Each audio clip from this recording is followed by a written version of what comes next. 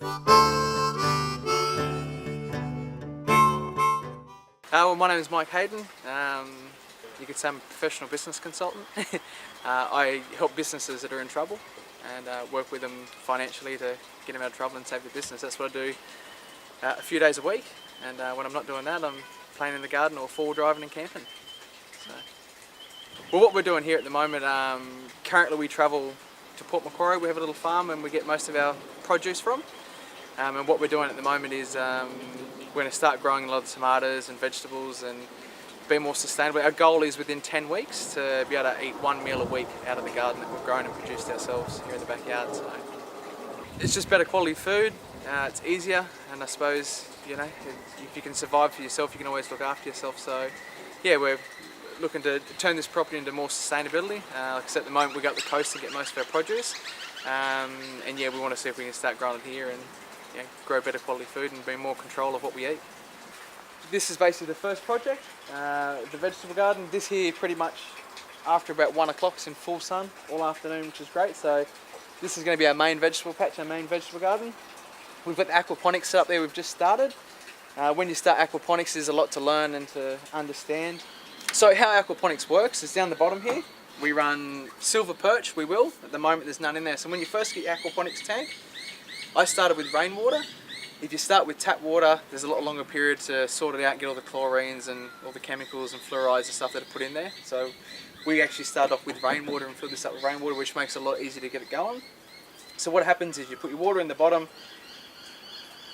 then there's a pump, which we actually run off a solar panel. I'm actually testing a few panels on top of the roof over there, but the pumps all run on solar. You run your fish in the bottom, fish do the business in the bottom and create all your nutrients and your nitrogen and that sort of stuff. And what happens is the pump pumps all the water up through these pipe around the edges, fills up, and it takes about half an hour for that water to run back down through the bottom. And when the water's pumped up through the top, what it's actually doing is filtering the water for the fish, so cleaning all the bad stuff out of the water and all the waste that the fish have created through the clay pellets, and the plants actually use it for nitrogen, and that's where they get their food from. So it's a filtration system for the fish, but also it's a food system for the plants. So it just runs on a timer, all on solar power, which just continues filtering the water. So in 4 weeks we'll run about 20 silver perch in there. So it'll get to a stage where it just pretty much looks after itself, and our job is just to feed the fish. Do you also consume your fish? Are you doing this project in order to... Depends who you ask. But my wife says we're not eating the fish. But what I'll do is I'll go down to the shops and I'll buy some fish from the shops and bring them home, eat them for dinner, and so they just might disappear from the tank. Yeah. But no, we will eventually consume the fish and eat the fish. So we'll be able to have fish and salad all out of one production system. So these cherry tomatoes, this plant actually here self-seeded itself. We actually didn't put it in. That was actually this is our strawberry plant.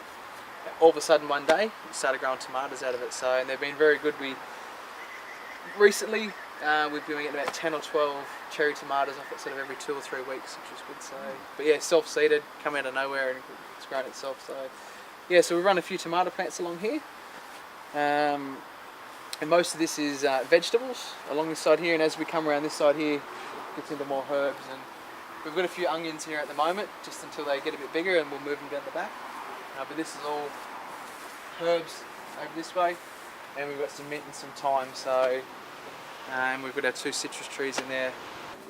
This compost bin here, I was on YouTube, searching YouTube on how to make a home tumbling compost bin, and I thought I'd jump on Gumtree, and I actually found this on Gumtree for $15. So very local, flew down and grabbed it.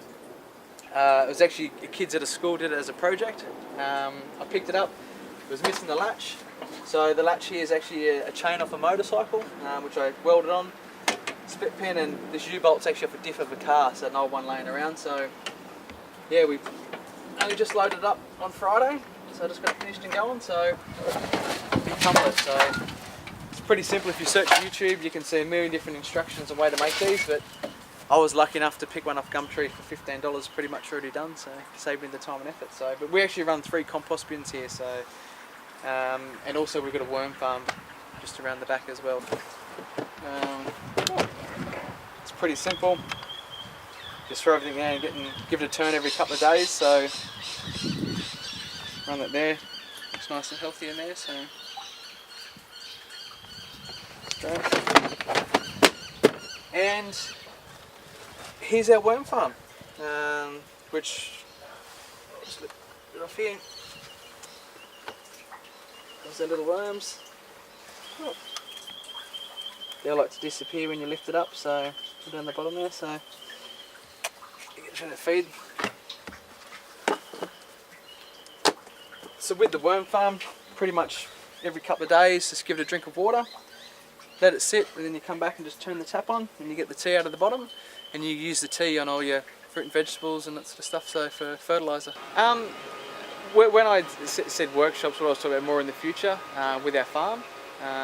Yeah, we pretty much want to be able to teach people about permaculture, living on the land, and be able to grow your own stuff. So eventually, it'd be good if we can. My mum's she's a foster carer, and I suppose I see these kids that come through her homes have been taught nothing in life really. When you meet these kids that go through my mum's homes and my mum's house, and I suppose what we'd like to do is be able to have the farm there, and those kids to come over and learn where milk comes from, how to grow fruit and vegetables and look after themselves, and learn those life skills that we all get to learn as kids. And yes, so the irrigation system, it's all gravity fed, so we actually require no pumps to run it. As I said, it runs from the tank up there. I did have a test this morning, but yeah, it's all in and set up, ready to go. You just open the tap on the tank, and we will actually eventually get onto a timer, and just automatically waters the garden. So when we do go travelling, when we have it set up on the 5,000 litre tank, we can just turn it on, leave it go, put the timer on, and we know that our garden's going to get watered continuously, and looked after, so when we're not around, things don't die. And so this is one of our water tanks that only holds 2,500 litres of water. What we're going to be doing is, you can see the pipe up the top. What I do when it rains, that's actually the overflow. I shift this grey bucket over there, catch a bit of excess water, because at the moment, like I said, it only holds 2,500 litres. So I move it over there when it rains to catch a bit more water. So here's our grey water setup. Onion drum, cost me about 12 bucks. There's 5 of us that live here, so we go through a bit of water. We've actually got 2 front loader washing machines in there. Just run the hoses out the window into here. We'll just catch the grey water. And I just went and brought this tap. The tap was about 6 or 7 bucks from Bunnings. Drilled a hole, put it in there, and we run the blue hose all around down the back and into the garden right over on the right side of the property. And pretty much you just open the tap up. That'll run out now. Water the garden down there on a soaker hose. No electricity required, and also you're reusing your grey water and saving your water, so I'm watering your plants rather than using fresh water, if you can call it that, the water out of the taps. Just you're recycling your grey water for your plants. So yeah, so it's a very easy setup. Just to run the hoses from your washing machines out through a window into a bucket and off to a hose. Done. Let's move this.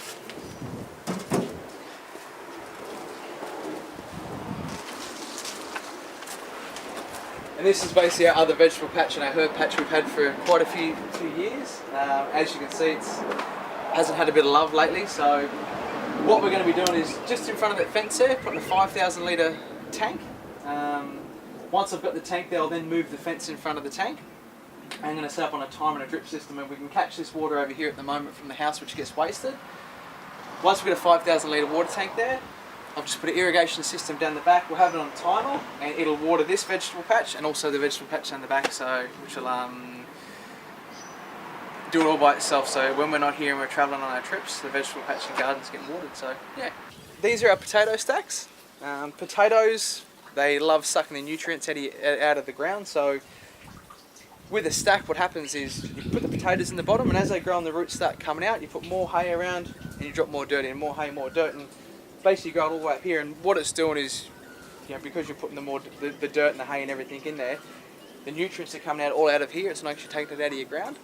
So you can grow potatoes up, and yeah, within about 3 or 4 months, that'll be a basic bag of potatoes in dirt. So that's a potato stack. So this one here is normal potato. The one at the back is actually red potato, and I'll be making another potato stack next week, which was actually going to grow sweet potatoes in it. So. And also, if you see the vegetables, the tomato plants at the front there, I've actually put all the rocks around them. So what that'll do, because we know we've got winter coming up, is create a thermal mass of a day when the sun's shining and it gets hot. The rocks will heat up, and overnight will actually keep the temperature of the soil up, so hopefully we can grow some tomatoes during winter. So we're going to give it a go. The thing at the moment is the cost to become off grid. It's just everything that is, you know, when you look into solar energy, it's the cost of getting off the grid and the payback and the time and the effort. And the more research I do into it, the more I start to learn and understand where actually you can do it, which without having to go out and spend a fortune on a huge solar system. But over the years, the next few years, the technology will come in where, yeah, a place like this, you can live in Sydney, you can live off the grid. So I suppose what's really made the change in me to do all this, I've always been to go out and make money, and I suppose my attitude always in life is to go out and make money. You've got to look after yourself. And the older I've gotten, more mature I've got to actually realise that, you know, there's two things in life you need: it's family and food.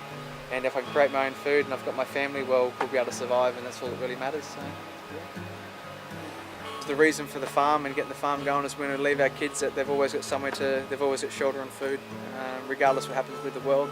That we're going to have a place that we can always, you know, feed our family and have a roof over our heads. So, yeah.